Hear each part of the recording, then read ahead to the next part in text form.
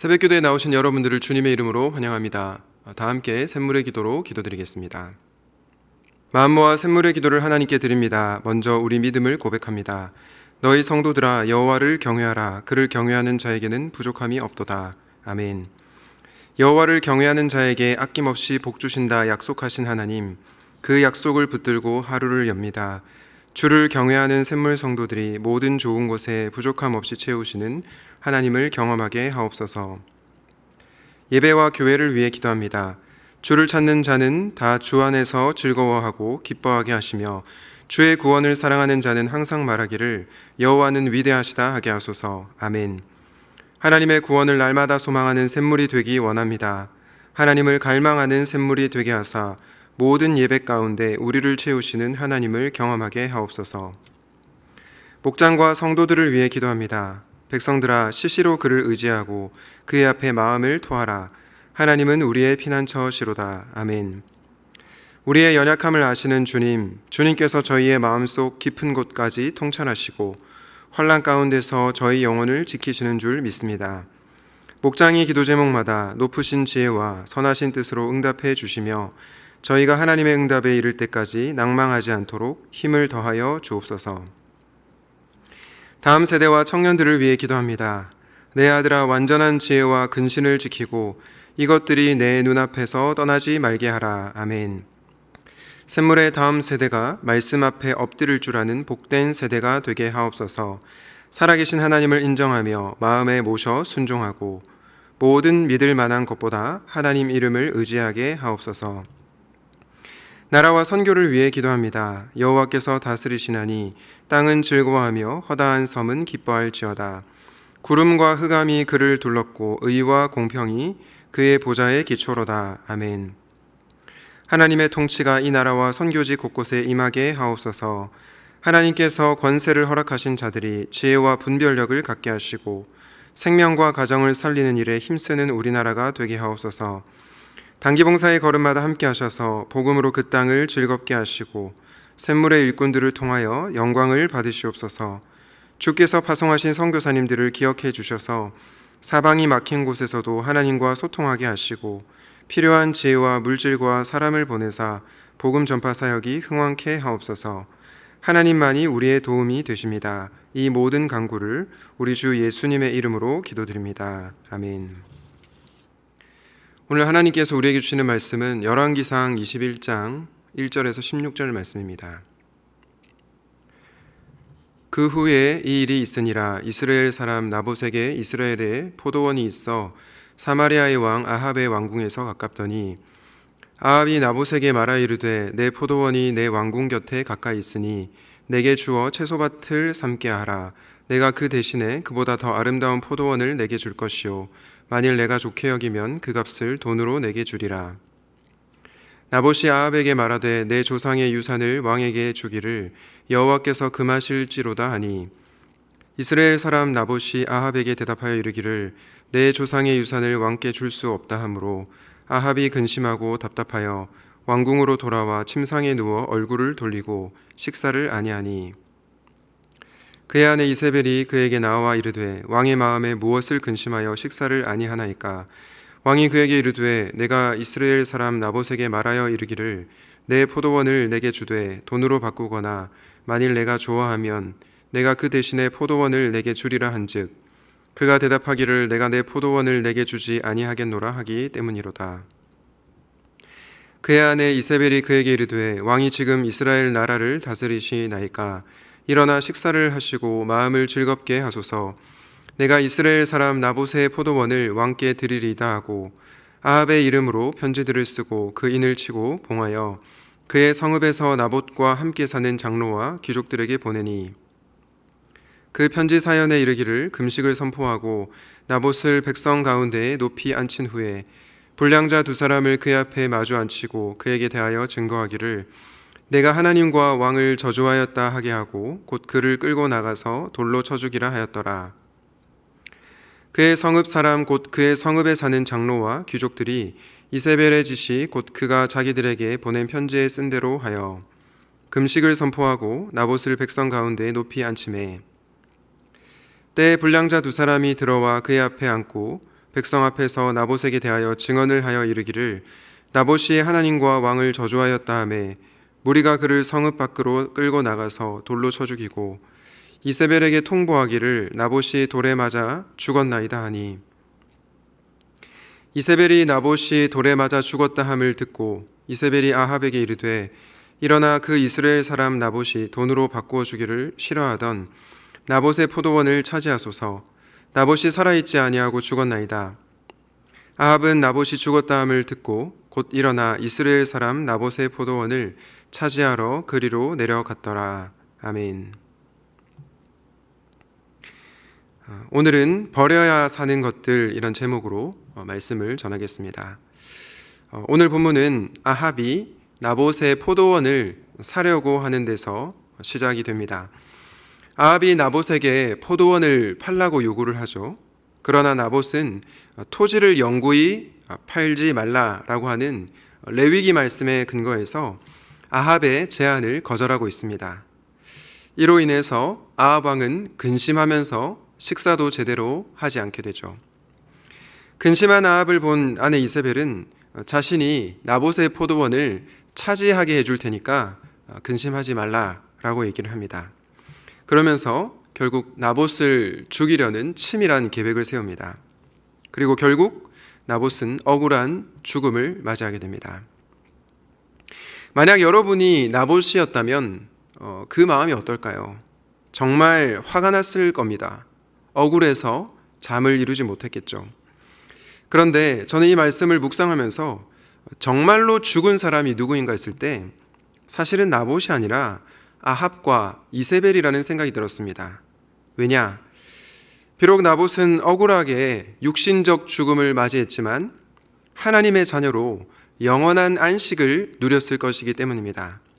반면에 아합과 이세벨은 어떻습니까? 그들의 죄로 말미암아 영원한 멸망, 심판에 이르렀을 것이기 때문이죠. 이런 측면에서 정작 죽은 사람은 나봇이 아니라 오히려 아합과 이세벨이다라는 생각이 들었습니다. 그러면서 저는 우리가 영적으로 살아나기 위해서 버려야 할 것들이 있다는 것을 깨닫게 되었습니다. 여러분, 우리가 영적으로 살기 위하여 버려야 하는 것이 무엇일까요? 오늘은 이 내용에 대해서 나누고자 합니다. 첫 번째, 버려야 사는 것들 중에 하나는 탐심입니다. 탐심을 버려야 우리는 영적으로 살아날 수 있는 것입니다. 오늘 본문 2절 말씀입니다. 아합이 나봇에게 말하여 이르되 내 포도원이 내 왕궁 곁에 가까이 있으니 내게 주어 채소밭을 삼게 하라. 내가 그 대신에 그보다 더 아름다운 포도원을 내게 줄 것이요 만일 네가 좋게 여기면 그 값을 돈으로 내게 주리라. 지금 아합이 나봇에게 포도원을 팔라고 하면서 그 대신에 그보다 더 아름다운 포도원을 줄 것이고 또 네가 좋게 여기면 그 값을 돈으로 주겠다고 약속하고 있죠. 일반적으로 보면 이 아합의 제안이 나쁘지 않은 거로 볼 수 있습니다. 경제적으로 더 좋은 것을 주겠다고 하는데 그런 측면에서는 나쁜 제안이 아니죠. 하지만 이 제안은 굉장히 나쁜 제안이었습니다. 왜냐하면 하나님의 율법인 말씀을 어기는 제안이었기 때문입니다. 이 아합의 모습 속에서 우리는 무엇을 발견하게 됩니까? 돈이면 다 된다라는 생각을 발견하게 되죠. 자본주의 세상에서 돈이면 다 된다, 돈 앞에 장사 없다, 이런 탐심이 이 아합의 마음에 있었던 것입니다. 물론 돈이 중요하죠. 그러나 그 돈이라고 하는 것이 하나님보다 더 사랑하는 대상이 되어서는 안 되지 않겠습니까? 그러나 아합은 하나님보다 돈을 더 사랑하는 탐심 때문에 율법인 말씀을 어기는 지경에 이르게 된 것입니다. 그로 인해 그는 영적 죽음에 이르게 되었죠. 사랑하는 여러분, 혹시 여러분에게는 하나님보다 돈을 더 사랑하는 탐심이 있지는 않습니까? 만약 그렇다면 그 탐심의 끝에 멸망이 있다는 것을 기억하시기 바랍니다. 그리고 그 탐심을 버림으로 영적으로 살아나는 여러분 되시길 예수님의 이름으로 축복합니다. 버려야 사는 것들, 둘째는 무엇일까요? 바로 거짓입니다. 우리는 거짓을 버리고 정직해야 살아날 수 있습니다. 첫 번째 아합의 모습을 통해서 탐심에 대해서 생각해 봤다면, 둘째로 이세벨의 모습을 통해 거짓을 한번 생각해 보려고 합니다. 열왕기상 21장 8절에서 10절입니다. 아합의 이름으로 편지들을 쓰고 그 인을 치고 봉하여 그의 성읍에서 나봇과 함께 사는 장로와 귀족들에게 보내니, 그 편지 사연에 이르기를 금식을 선포하고 나봇을 백성 가운데에 높이 앉힌 후에 불량자 두 사람을 그의 앞에 마주 앉히고 그에게 대하여 증거하기를 네가 하나님과 왕을 저주하였다 하게 하고 곧 그를 끌고 나가서 돌로 쳐 죽이라 하였더라. 여러분, 이세벨이 남편 아합에게 근심하지 말고 마음을 즐겁게 하라 라고 하고 나서 하는 행위가 뭡니까? 거짓을 행하고 있죠.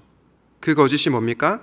불량자 둘을 세워 나봇의 앞에 앉히고 그에 대하여 하나님과 왕을 저주하였다라고 치밀한 거짓말 계획을 세우는 것입니다. 그리고 그들의 증언을 거짓을 바탕으로 나봇을 끌고 나가 돌로 쳐 죽이려 했던 것이죠. 여러분, 이세벨은 어떤 자입니까? 거짓을 행하고서라도 자신의 목적을 달성하려는 자였습니다. 율법이 말하는 정직에 대해서는 조금도 관심이 없는 자였습니다. 물론 이세벨은 이 거짓말을 통해 그가 원하는 목표를 이뤘다고 생각했기에 인생이 잘 풀린다고 생각했을지 모르겠습니다. 그러나 그는 거짓말을 하면서 그의 영혼이 죽고 있다는 사실을 깨닫지 못했던 것입니다. 마태복음 12장 36절 37절에 보면 이렇게 말씀하고 있습니다. 내가 너희에게 말한다. 사람들은 심판날에 자기가 말한 온갖 쓸데없는 말을 해명해야 할 것이다. 너는 내가 한 말로 무죄 선고를 받기도 하고 유죄 선고를 받기도 할 것이다. 마태복음에서 뭐라고 얘기합니까? 자신이 한 말로 무죄 선고, 유죄 선고를 받는다. 다시 말해서 거짓말을 한 자들은 결국 심판받는다 라는 것이죠. 실제로 이웃을 해하려고 거짓 증언한 아합의 집은 하나님의 심판을 받게 되었습니다. 사랑하는 성도 여러분, 우리 하나님은 모든 것을 알고 계십니다. 당장은 거짓을 말하고 행하는 것이 우리가 원하는 목표를 이룰 수 있을지 몰라도 결국은 하나님의 심판을 받게 될 것입니다. 그러므로 우리는 당장의 이익이 아니라 영혼의 안전을 위하여 거짓을 버려야 하는 것입니다. 바라기는 거짓을 버릴 때 영적으로 살아남을 기억하시고 거짓을 내려놓는 여러분 되시길 예수님의 이름으로 축복합니다. 지금까지 저희는 버려야 사는 것들을 묵상했는데요. 첫 번째는 탐심이었고 두 번째는 거짓이었습니다. 그렇다면 버려야 사는 것 마지막은 무엇일까요? 바로 주인의식입니다. 여러분, 왜 아합은 탐심을 버리지 못했을까요? 왜 이세벨은 거짓을 버리지 못했을까요? 그 중심에는 내가 주인이다 라는 생각이 있었기 때문입니다. 내가 나라의 주인이다 라는 생각이 있었기 때문이죠. 이세벨이 근심하는 남편 아합에게 한 말을 다시 한번 보겠습니다. 열왕기상 21장 7절인데요. 그의 아내 이세벨이 그에게 이르되 왕이 지금 이스라엘 나라를 다스리시나이까? 일어나 식사를 하시고 마음을 즐겁게 하소서. 내가 이스라엘 사람 나봇의 포도원을 왕께 드리리다. 여러분, 7절에 보면 이세벨이 아합에게 왕이 지금 이스라엘 나라를 다스리시나이까? 라고 하는데요. 새번역 성경은 이렇게 번역합니다. 당신은 현재 이스라엘을 다스리는 임금님이 아니십니까? 여러분, 이 말이 맞습니까? 틀립니까? 어떤 측면에서는 맞죠. 실제로 아합이 왕이기 때문입니다. 그러나 더 깊은 차원에서는 틀렸습니다. 왜요? 진정으로 이스라엘을 다스리는 왕은 하나님이시기 때문입니다. 그러나 아합과 이세벨은 하나님보다 그들이 더 위에 있다고 생각하고 하나님이 주인이 아니라 자신이 주인이라고 생각하며 살았던 것입니다. 결국 자기가 주인이라는 생각이 나봇을 죽이게 만들었던 거죠. 여러분, 십계명 말씀에 보면 내 이웃에 대하여 거짓 증거하지 말라, 또 내 이웃의 소유를 탐내지 말라라고 거짓과 탐심에 대해서 계명이 나오고 있습니다. 그런데 여러분, 이 십계명의 첫 번째 계명이 무엇입니까? 바로 이것이죠. 너는 나 외에는 다른 신들을 내게 두지 말라. 10계명의 1계명이 우상 숭배에 관한 내용입니다. 그런데 여러분, 많은 현대인들이 누구를 우상으로 섬기고 살아갑니까? 나를 우상으로 섬기고 살아가죠. 자아라는 우상이 저와 여러분이 섬기는 신이라는 것입니다. 사실 이 첫 번째 계명, 너는 나 외에는 다른 신들을 두지 말라. 이 첫 번째 계명에 실패하기 때문에 탐심에 이르게 되고 거짓을 말할 때가 있다라는 것입니다. 생각해 보십시오. 하나님을 주인으로 인정하는 자가 하나님보다 돈을 더 사랑하겠습니까? 하나님을 주인이라고 생각하는 자가 정직을 말하지 않고 거짓을 말하겠습니까? 그럴 수 없습니다.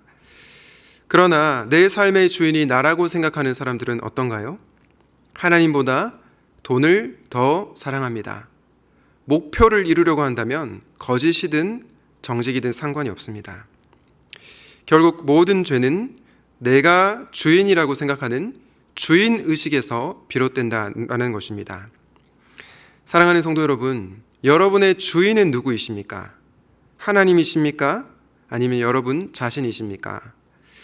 저와 여러분의 인생의 주인을 하나님이 아니라 나라고 생각할 때 우리는 결국 죄를 범하고 영혼의 죽음에 이르게 됩니다.